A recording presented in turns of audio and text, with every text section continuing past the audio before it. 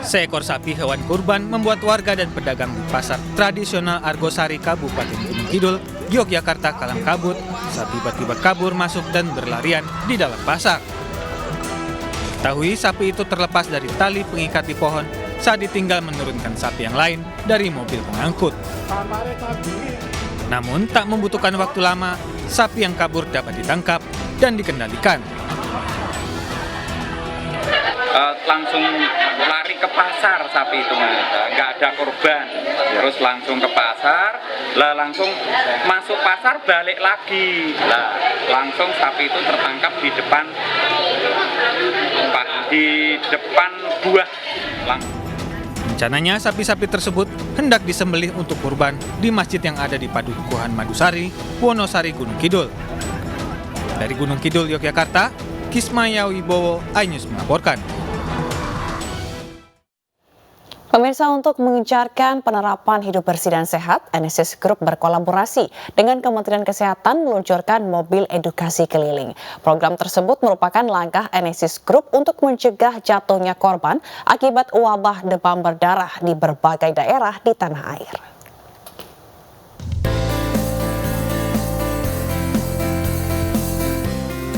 Tingginya kasus dan kematian akibat demam berdarah atau DBD yang menjadi wabah tahunan di Indonesia menginisiasi Yayasan Enesis membuat kampanye Wujudkan Indonesia Bebas Dengue.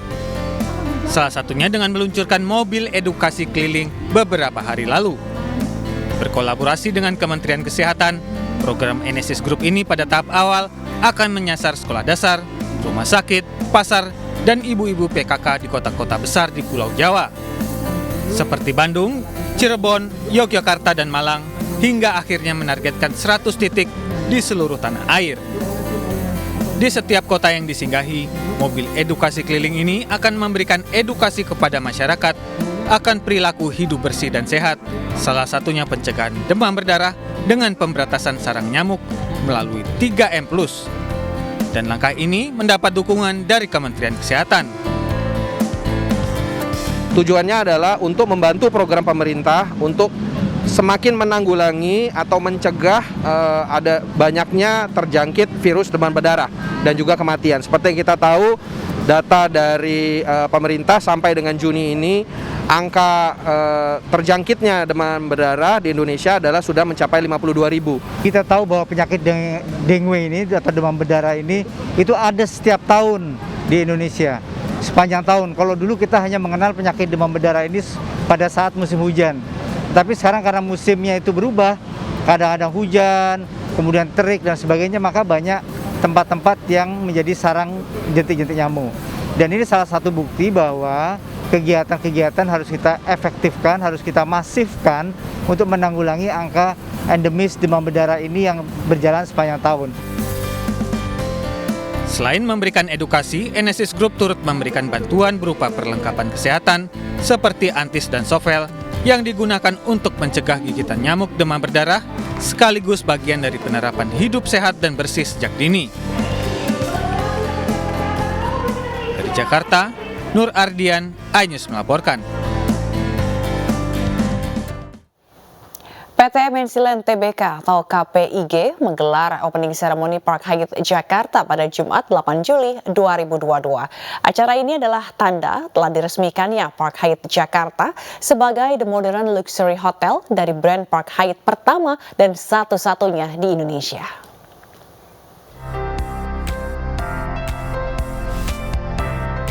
Peresmian Park Hyatt Jakarta yang berada di kawasan strategis dan terintegrasi MNC Center menjadi portofolio baru dari MNC Land.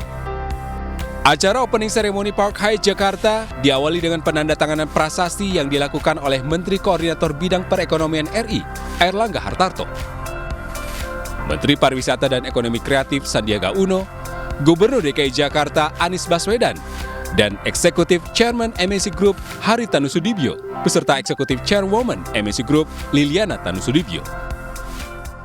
Keunggulannya banyak di pusat Jakarta Pusat, dan tentunya view-nya bagus, bisa lihat Monas, dan banyak juga F&B-nya ya di sini, kamarnya besar-besar ya.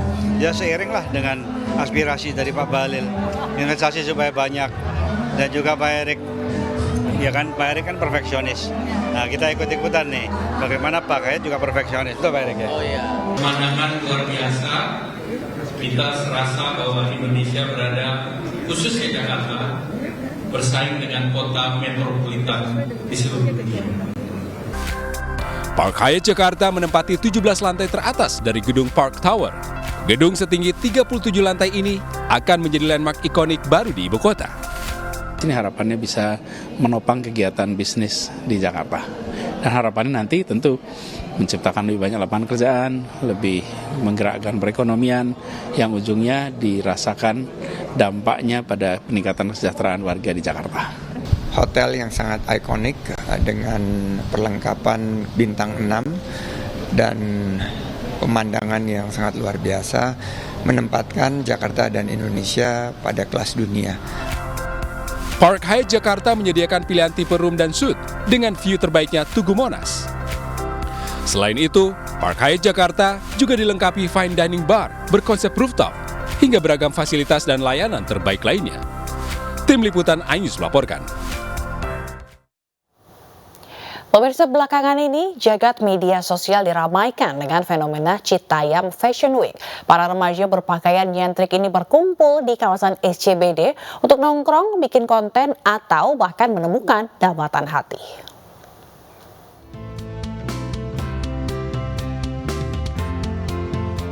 SCBD yang dikenal sebagai kawasan elit yang biasanya penuh dengan pekerja kantoran berpenampilan modis dengan barang branded, kini ramai dipenuhi remaja Citayam, Bogor, Jawa Barat.